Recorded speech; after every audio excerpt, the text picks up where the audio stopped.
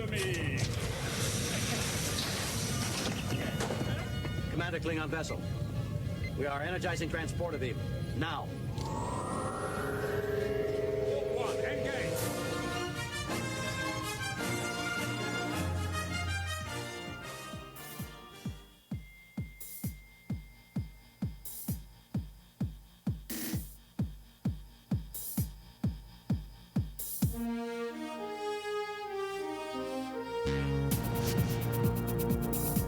All right, hello, welcome everyone to Star Trek from the Holodeck. We are cruising at a cool warp 9.0. This is the Strange New Worlds edition, and I'm your host, Michael Flores. Today, I'm going to be discussing and breaking down Star Trek Strange New Worlds, Spock, Amok. I'm here in the studio alone for a second week in a row. Dave is still struggling with COVID, but there's no reason to fret. I have a thorough discussion planned. The episode was relatively simple, but that does not mean there is not a lot to discuss. Simplicity does not mean that it's no good, nor worthy of discussion. Because yes, episode was simple, but it was filled with all types of, I don't want to say Easter eggs, but allusions to future elements pertaining to Spock's life. We also had a lot of comedy infused within this episode. We had notes of the philosophical. I want to say this episode had a little bit of everything. The things that make Star Trek really pop. And actually brought a lot of those elements together to really make this episode, in my opinion, really succeed. This episode took a break. It did, absolutely, from the more serious tone that's been developed, I would say, across the entire, not just Strange New Worlds, but the Kurtzman era as a whole. It completely just dismantled that serious tone and gave fans a comedic aspect that we are familiar with as Trek fans. Star Trek is far from a comedy franchise, obviously, but when it does attempt to bring in the comedic, usually, it succeeds. Yes, there have been some not so great comedic detours, but I will say this, when Trek succeeds and manages to pull it off, it's not just mediocre, it's usually exceptional. I'd say the key to a successful, funny episode is to rely on the subtle. I mean, we don't want Star Trek to feel like a comedy series or a sitcom per se. I mean, Lower Decks manages to work within that territory because that's what that show was designed to do. But when it comes to the live action side, Star Trek isn't a comedy, so you got to be careful. You need to know how to mix. Got to mix the drama with the comedy, those classic notes of levity. And it's a great way to use the nuances of our characters, things we know about them, because that's the key right there. Things that we know about them. The familiar. You use those situations or I should say you create situations and you embellish the scenarios that we throw our characters into. And that gives it that comedic flair. But this will only work if we know our characters. If we don't know our characters, then we're not going to find those aspects funny, because a lot of the funny aspects has to do with our understanding of the characters. And that is why Spock was at the forefront of this episode. Not to say the other characters didn't deliver, but ultimately the episode rested on Spock and used the cultural differences and his upbringing to make his non-human interactions comical. And this is a tried and true method. We've seen him struggle with this social awkwardness before. Spock getting dating advice from Nurse Chapel is a perfect example of this. So the episode definitely succeeded in achieving something I'd call, the classic Star Trek comedy format. And ultimately, the reason the humor worked outside of the Spock element is that we have just enough rapport with the new characters for us to be a part of the joke, because that's the key. That's why I said that you need to a degree, we need to understand our characters, because creating comical situations like, say, a sitcom or a comedy film, it doesn't really work in the world of Star Trek, in my opinion. It's only when we bring our characters into comedy or comedic situations that we then, or I should say the quality or qualified writer, I should say, will then use the things that we know about these characters and make the situation funny by bringing out certain things in our characters that add that level of humor. And Spock has always been that character that's worked so well. Him, as well as Data, Brent Spiner's character in the TNG series and the movies, he's a perfect example as well. And it has a lot to do with the classic misunderstanding. You're not quite understanding the human sense of humor, not quite understanding human social interactions. And that's why something like the scene where we had essentially a body swap between Spock and T'Pring was probably one of the funniest things I have seen in Star Trek in the last 4 or 5 years when they're communicating with Pike. I mean, I was fucking rolling. That's how good that was. And to make it that much better, the actors across the board were fantastic. I mean, not Chris Pine. Who's Chris Pine? Chris Pine's not in this. What am I talking about? Christopher Pike, played by Anson Mount, his reactions to Spock and T'Pring is what really made that scene pop. So things like that. And if we didn't know Pike, if we didn't know his mannerisms, and we didn't know Spock, the scene probably wouldn't have worked as well as it did. And the reason why we can even sit here today and talk about characters that we know, and I know there may be people out there saying, we've only sat through 5 episodes. Do we know the characters? Can you say that we know the characters?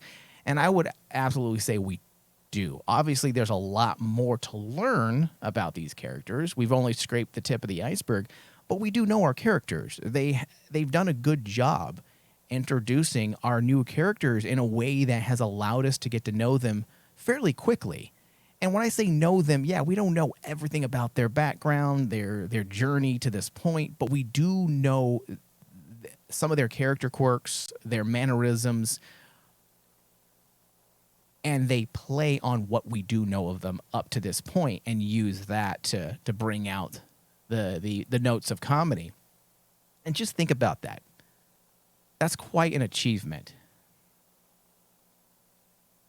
5 episodes in.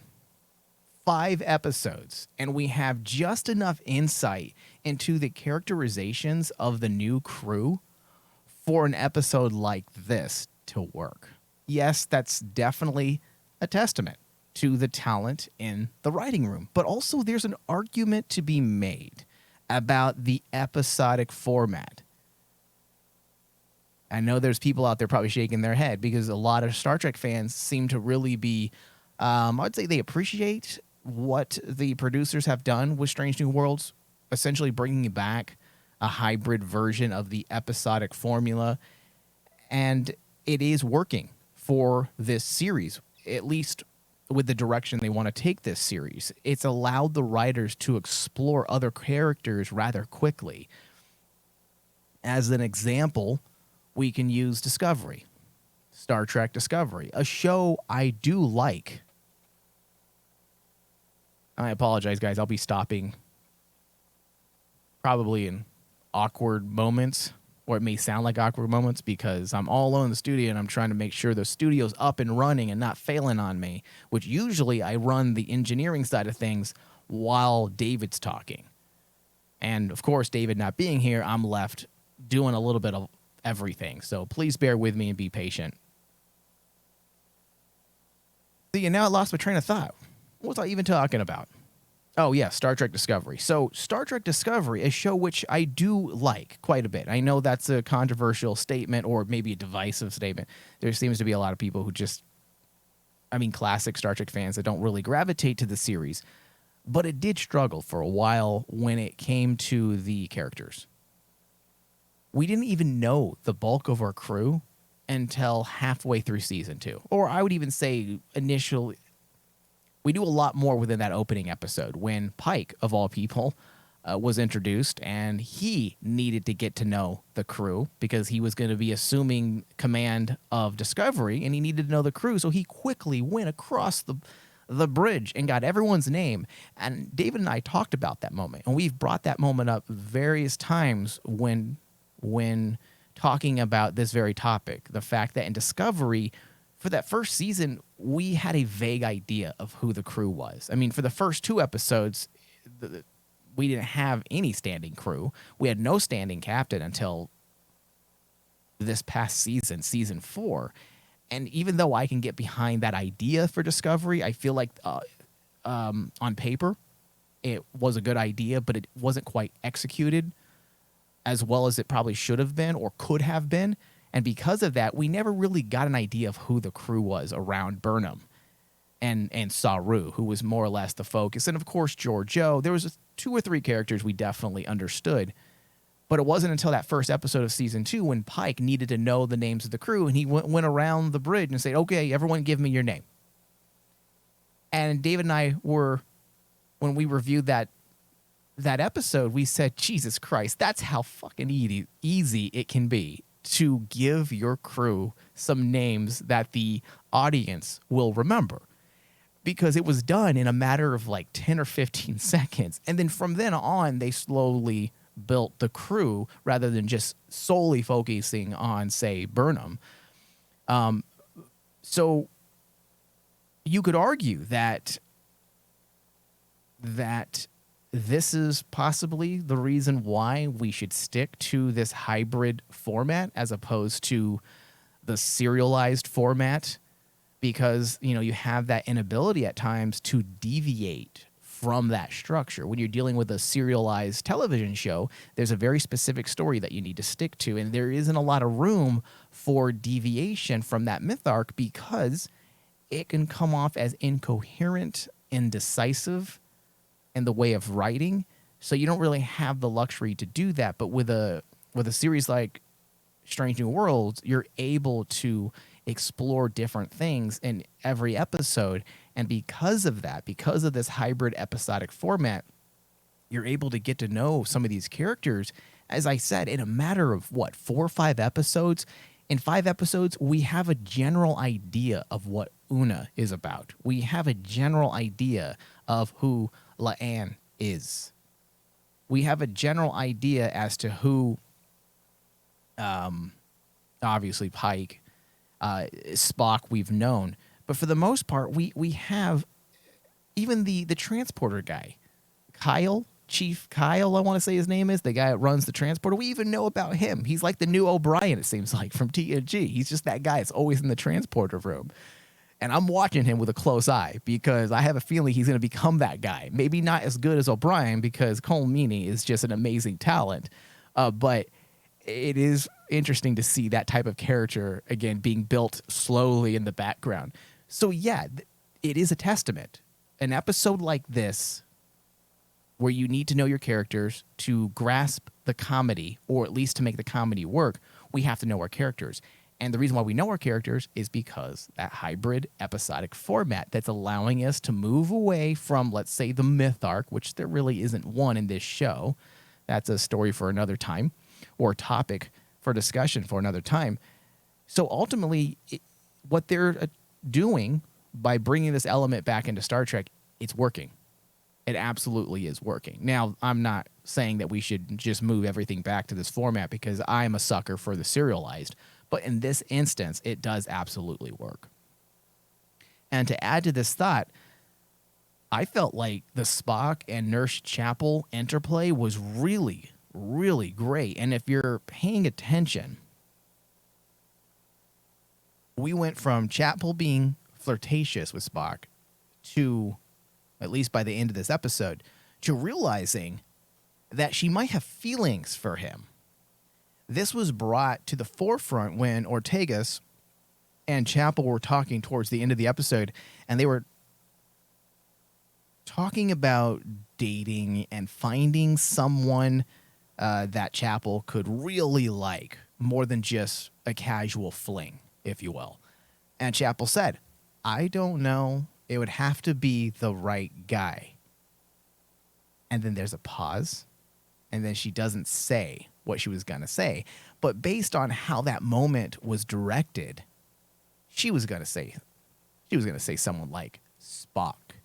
And she thought twice about sharing that type of sentiment with Ortegas because obviously Spock is unavailable. So I like instances like that this episode also did. And they were able to do that yet again because 5 episodes in, we have a general idea of what Chapel is about and where Spock is currently in his life. So that is another point to add to the episodic aspect of this series. Or maybe a better way of saying that is the return to the episodic. And just look at all those fantastic moments between the two of them, Spock and Chapel. Really, the episode was, I would say, had less to do because the episode was promoted as T'Pring and Spock. But in a lot of ways, it had less to do with T'Pring and Spock and more to do with building out the relationship between Spock and Chapel. See, if it was me at that moment, if I was Spock, I would have just dumped T'Pring. Forget duty, forget betrothed. I'm going for Chapel because she's a keeper. She might be, just being a little bit of a Star Trek douche here for a second, she might be my new Star Trek crush. I'm just gonna throw that out there. And if you don't like it, throw it back. But I'm definitely digging the chemistry between the two of them. Ethan Peck and Jess Bush, I believe, is the name of the actor that plays Chapel. It's really good. And as I was saying, I'm not a shipper. I'm 42 years old. I'm not a shipper per se, but shit, I really want them to get together. There's a specialness to their relationship and the way they're fleshing out the subtleties of their feelings. Because I would say even Spock is starting to have some feelings for Chapel. He may not recognize it as of yet, but the fact that he punched the guy that T'Pring was after, his name eludes me, but the Vulcan that insulted Chapel. I mean, without hesitation, he socked that guy in the face. That was an emotional reaction. That was his way of being the chivalrous gentleman. And how dare you speak against this woman? And throughout the episode, they were protective of each other. So when you really take a step back, it was less about the relationship of T'Pring and Spock, and it was more about Chapel and Spock and showing the potential incompatibility of T'Pring and Spock. She's very much Vulcan, which this is no secret. I'm not saying anything new. The Vulcan culture, or I should say Vulcan society, is slightly prejudiced. There's a bit of a superiority complex there. And T'Pring is a perfect example of that mentality towards non-Vulcans. They're incompatible. I mean, this is not any new information. That was stated as much in the original series when Spock and T'Pring end up ending their relationship because of that very thing, because he's not full Vulcan.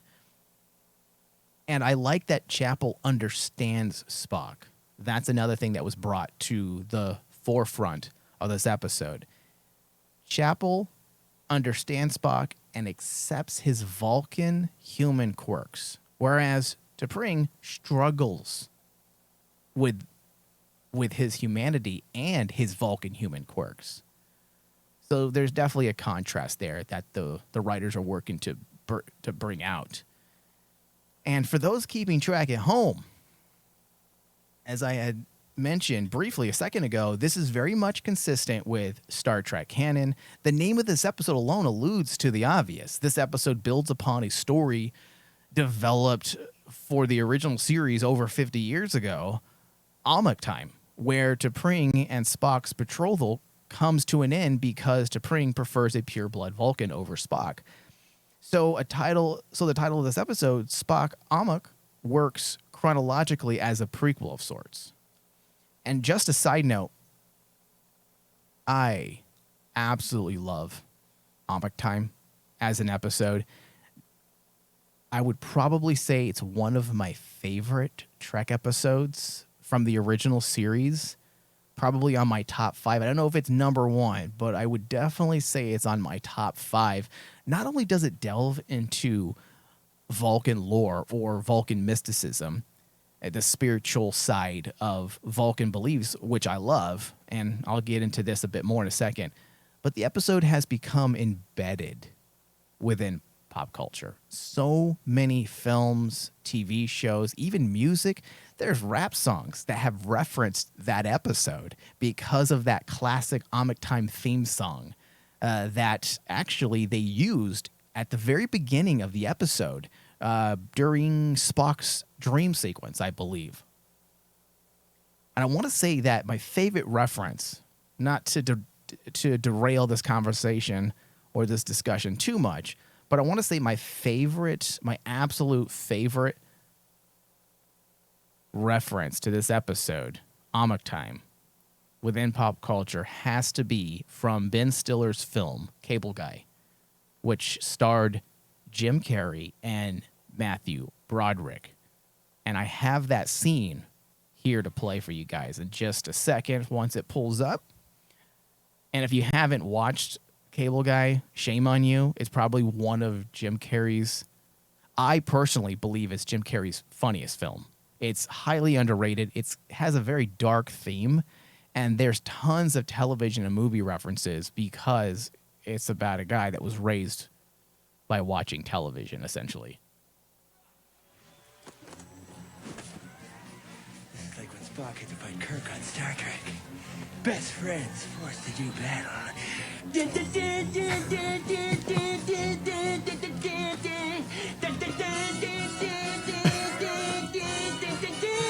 Jim Carrey's such a jackass.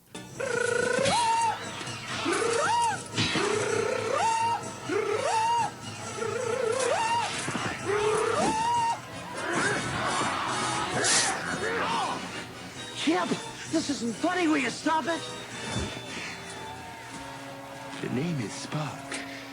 If we don't battle to the death, they will kill us both. This isn't Star Trek!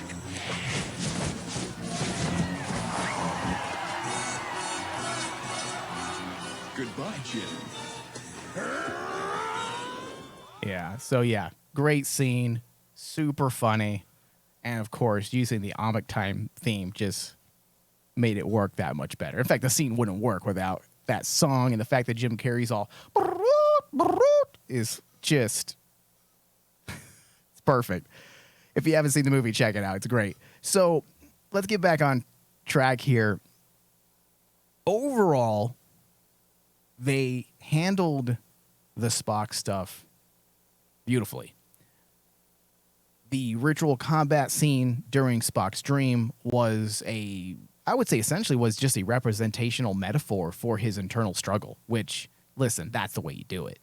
We don't need to hear some type of bullshit exposition where Spock talks about his internal problems with his human side and Vulcan side. Sure, you can make it work, and they have done that a couple times, but this is an interesting way to start bringing that element forward. I feel like a lot of us Star Trek fans need to remember, old school. Let's say old school or maybe long-term, long-standing Star Trek fans. We get it. But also, Strange New Worlds has been promoted as a bit of a jump off. Like, hey, you know what? this is a great starting point for new Star Trek fans. If you've never watched Star Trek and you're interested in getting your feet wet, getting involved in Star Trek, this series is the series to watch, because there isn't really a lot of things you need to know about the overarching, evolving story of Star Trek. Obviously, there's things that we understand when we're watching it, but you don't need to know all those little finer details to appreciate the show. So having things like this representational metaphor for his internal struggle, it works to start planting those seeds so that new Star Trek viewers, as well as the long-standing Star Trek fans, feel like they are going in that direction. They're staying with canon.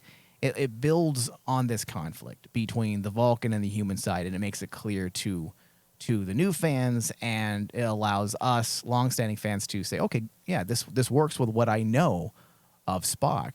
And this isn't anything new. Spock's struggle between the human side and the Vulcan side, and the prejudice he has faced, his whole life, that was used very well throughout, I'd say, Star Trek's 50 plus years of history. In fact, it was an element that even J.J. Abrams developed fairly well in the 2009 Star Trek Kelvin Timeline reboot. And I know that may be blasphemous to some people, but listen, that first installment into the Kelvin Timeline, the 2009 first new Star Trek movie, it's a pretty solid picture. I mean, it's void of the philosophy that I feel really makes Star Trek, and it's void of the Shakespearean, the notes of Shakespearean literature that's used to govern a lot of the themes and some of the over-the-top melodrama at times. But the movie in itself is good, because it seems like the individuals who wrote the episode, the movie, which I believe was Alex Kurtzman, come to think of it, along with JJ. I could be wrong, but I think it is, or I think it was. There is a bit of an understanding of those characters, and Spock was one of those characters that I felt they did understand, and they continued that struggle, that internal conflict of the human and the Vulcan side. It's just, you got to do it. If you're going to be telling Spock's story, especially at this time in his life, I mean, it may be a different type of story if you're dealing with TNG era Spock. There's a reconciliation there. There's a respect and admiration across the board when it comes to Vulcan. Also, I mean, Vulcan by that time has also progressed and evolved in their own way, because believe it or not, the Vulcans, early on in Star Trek canon, they may have come off as logical and serene, but they were struggling with a lot of their own notions of prejudice. In fact, I believe that was delved into during the 4th season of Enterprise. It talks about the Vulcan corruption and the oppression of certain Vulcan beliefs. So they're doing it well so far in Strange New Worlds. As I said, we're 5 episodes in, and it feels right. It feels like they have that understanding when it comes to specifically Spock. And they did a good job foreshadowing things to come. Things that will eventually make its way into Star Trek stories once we hit that original series era.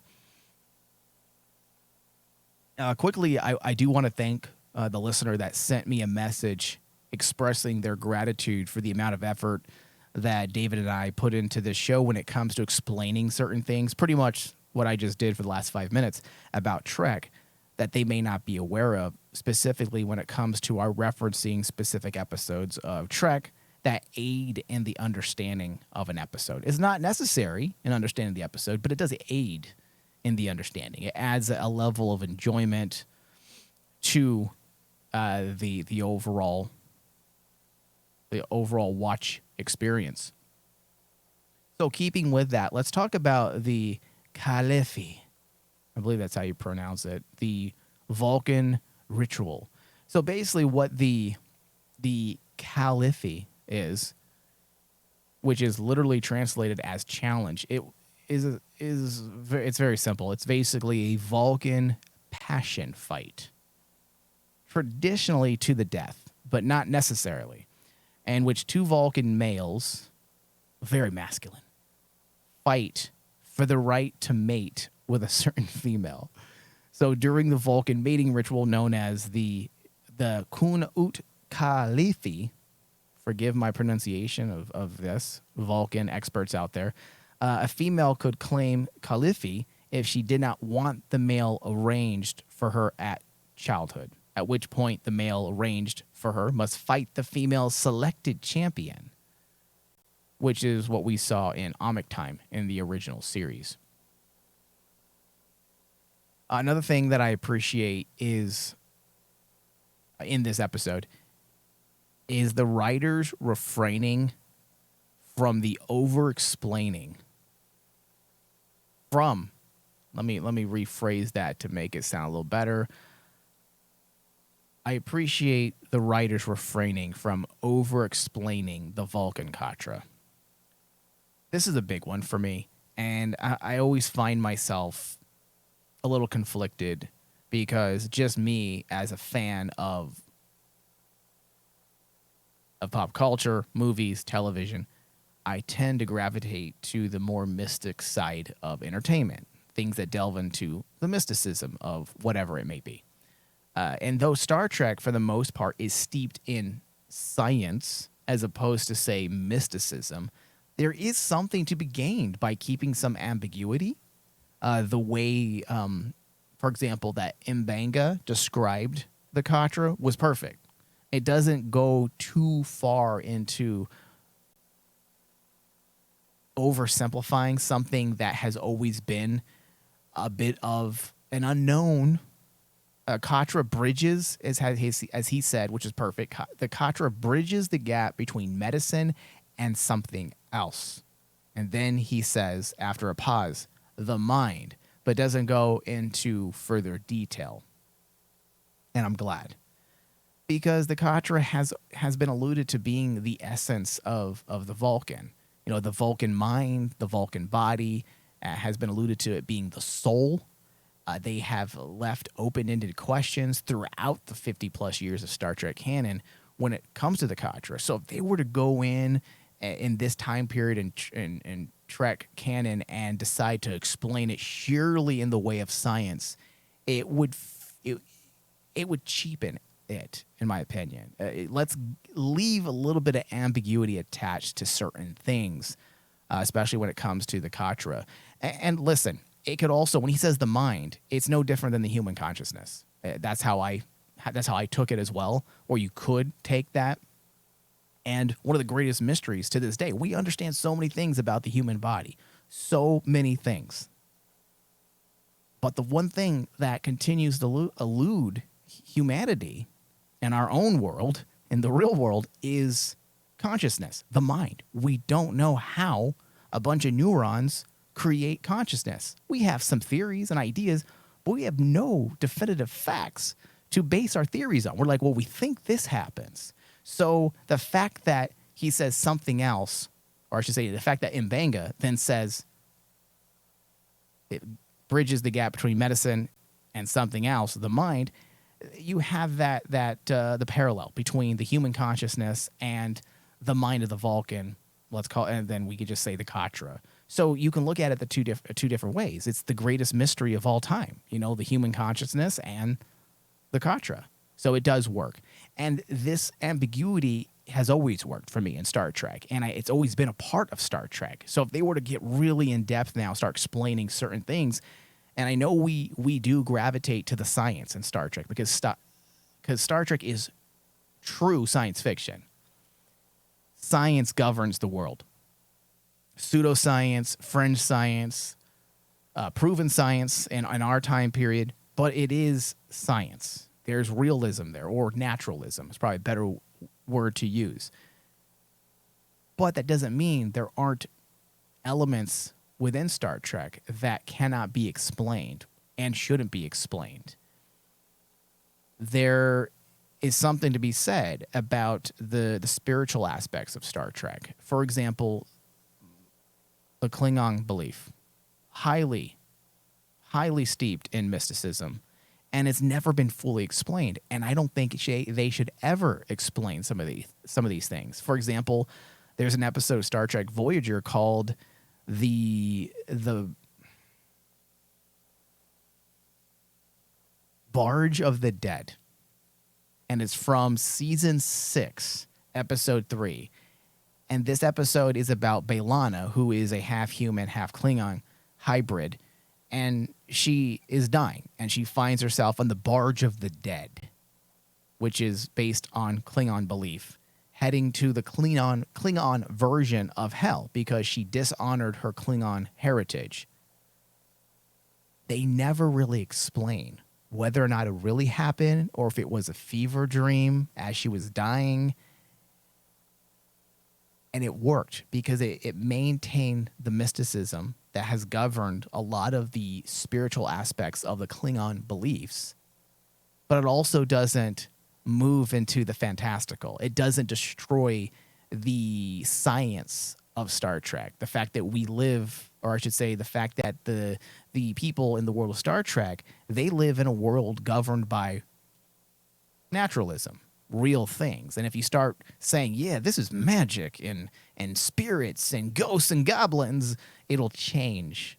It'd make Star Trek feel weird. So again, as I said, there's something to be said about the ambiguity. The Prophets in Deep Space Nine, though described as simply wormhole aliens by Starfleet, it was heavily implied they were so much more. And the list goes on and on and on. There's so many different aspects that we can delve into when it comes to this very topic. Another interesting aspect that the Strange New Worlds utilized, and God bless these writers for obviously going back. I have a feeling their assignment from the showrunner was to sit down and watch every single episode of the original series. And listen, if it was me, I would have told them to go back and watch every single episode before you fucking put any words to that paper. Or, so listen, no one writes with paper nowadays unless you're Quentin Tarantino, but it's a figure of speech. Before you write any words,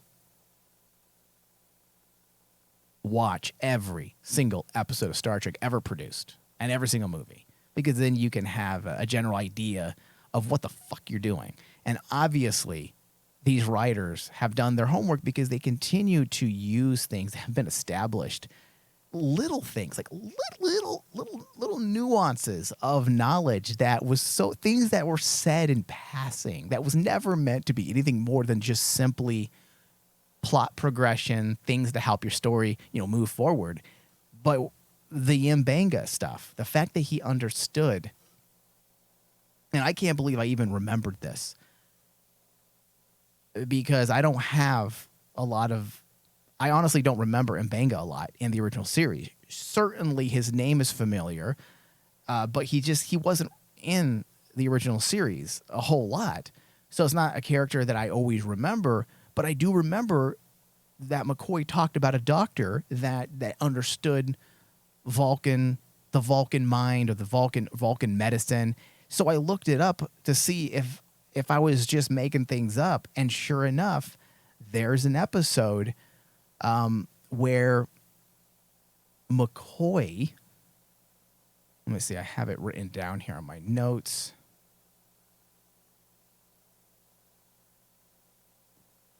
There's an episode from the original series, A Private Little War, where McCoy briefly mentions that Dr. M'Benga understands Vulcan medicine. So M'Benga was not stationed aboard the Enterprise, obviously, at the time of Star Trek 3.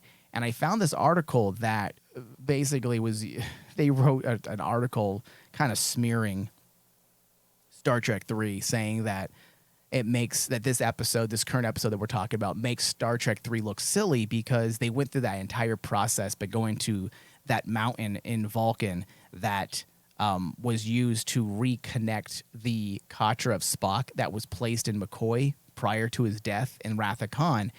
In order to preserve his memories and his knowledge, he put it into McCoy. And in order to get it out of McCoy and put it into Spock's this sounds so stupid when you say it out loud, but his new body after being reborn due to the Genesis experiment or the Genesis project, they had to go to Vulcan to do a process that essentially M'Benga actually knew how to do. And that aspect was discussed and mentioned in that episode, A Private Little War, that M'Benga has this ability when he understands the Vulcan medicines. I don't remember the exact verbiage. So, as I said, my hat's off to the writers for digging fucking deep, because that's a deep cut. That's something that I don't think even the hardest of Star Trek fans would remember, because I consider myself a hardcore Star Trek fan. And the fact that it just was a little bit of a ping in my mind. Oh, I heard something before. It sounds familiar, but I had to look it up. So then to top things off, in classic Trek fashion, we had some type of philosophical debate or questions posed as it pertains to the potential homogenization of a culture once it joins the Federation. This is probably a metaphor for assimilation, what is colloquially referred to as the melting pot. We've all heard that. It's a term that a lot of people refrain from using now, and certain academic liberal circles, and they prefer the term multiculturalism. And I'd say the Federation is geared or aligned more with the definition of multiculturalism, which is basically, you know, people who come to one country, and rather than feeling like they must assimilate and become a melting pot of different cultures, where they lose a bit of their own culture by the process of assimilation. Instead, they hold on to their culture and become, yes, every bit of American as they should be in this country, but also they don't forget their cultural roots, essentially. That's a very simplistic explanation, but that's the gist of it. And that was the point Pike made, that no, you don't. You don't need to forget your culture by joining the Federation. No, we celebrate the inclusion of other cultures, because with the inclusion of other cultures, it makes us stronger as an organization, as a government, if you will. So I thought that was a strong addition, and it wasn't a major part of the episode, but listen, you're dealing with these types of things. It would feel weird if they didn't pose these types of questions in certain episodes, because this, to me, is what makes Star Trek.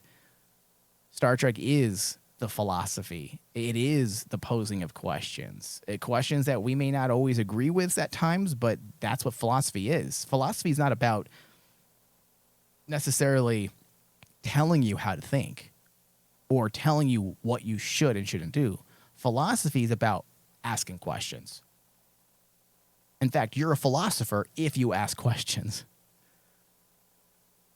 Not just simply accepting things as they are, but take those things, internalize them, think about them, and then pose questions. Whether or not, hey, should we look at things differently? Does this work? Let me present another idea. What do you think of that? And that's exactly what they were able to get done in a matter of, 4 or 5 minutes was that entire scene. But it did work, and it was the icing on the cake for this episode that was already firing on all cylinders. And that was just a great way to bring it to a close. So on that note, that does bring us to the end of our discussion. This episode, I'm going to give a 95% on the RMD score, which I want to say is the second to highest score I've given the first 5 episodes. Episode 2, I gave a 98%. So yeah, this is the second highest rated episode for me, because it was damn near perfect. It was funny. It had philosophy. It had amazing character development. It was fantastic in the way of really keeping to Star Trek canon. The deep cut with M'Benga, the Nurse Chapel and Spock stuff was dynamite. So yeah, 96% on the RMD score. I'm hoping we get more episodes like this. Maybe not the comedy in every episode, because that just is not what Star Trek is at its core. But certainly, hey, let's give us a funny episode every season. That'd be great. I'd be definitely okay with that. So before I close out today's show, I do want to remind people to please find us on Patreon. If you go to patreon.com/RaymanDigital, you can pledge to our Patreon page, and that does help us continue to be able to break down shows. David and I have not had any breaks since, when did Discovery Season 4 premiere? Like in November? We haven't really had any breaks. It's a lot of work to do these shows, a lot of thinking and pondering and breaking things down. And in order to justify doing these, we do need your assistance if we are to continue. And not only the man hours, but the amount of power and money. When I say power, I'm not talking about the power like utilities. I mean, it cost me about $10 just to turn the air conditioning on in the studio for a 90 minutes of recording. Because in order to run this type of equipment that I have behind me, you got to have it all cooled down. Otherwise, there's going to be, some serious issues here. We're going to have a fire. So it's not a cheap endeavor. So I do urge people to please help us out. We're not asking for handouts. I'm not panhandling. I give something in return, and that's additional content. When you pledge to Patreon, you gain access to, I want to say thousands of hours. I was saying hundreds, but then I went back and I believe we passed that hundreds mark quite a bit ago. So if you go back, or I should say, if you go to patreon.com/RaymanDigital and pledge $5 or more a month, you'll gain access to all of our behind the scenes tiers, which is where we post all of our pre-show discussions on Star Trek from the Holodeck. And then, of course, you'll gain access to our podcast tier, which gives you all of our Patreon exclusive Star Trek discussions that we do. And we delve into different things. I mean, you name a topic in Star Trek and we get to it eventually. It's not episodic breakdowns. We don't necessarily do that, but we do take specific episodes or 2 or 3 episodes at a time, and we break down certain themes that are common in Star Trek. We talk about certain elements in Star Trek like the Maquis, Q. We've broken down Q's story from beginning to about halfway through. We haven't even completed that yet. But go to patreon.com/RaymanDigital and pledge, please. It really does help us, and you're going to get something out of it as well. That does bring us to the end. Now, I do want to let everyone know that the next 2 episodes of Strange New Worlds, when it comes to our breakdowns and discussions, is going to be a little late. Because vacation time's coming up. June is crazy for me in my personal life. So I'm going to be out of the studio for the next week and a half. We're going to try to jump back in here soon and get a couple episodes done so we don't fall too behind.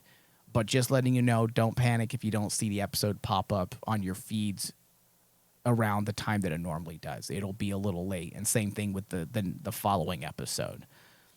So I want to thank everyone for listening and bearing with a solo show. I'm hoping it's not too boring just hearing me go on and on about Star Trek and the things that I love. I feel like David definitely brings an element to the show, and I personally feel like he's missed, but I hope I'm doing a good enough job keeping everyone entertained and interested in our discussions while he's gone. And he should definitely be back by episode 6. So thank you, everyone.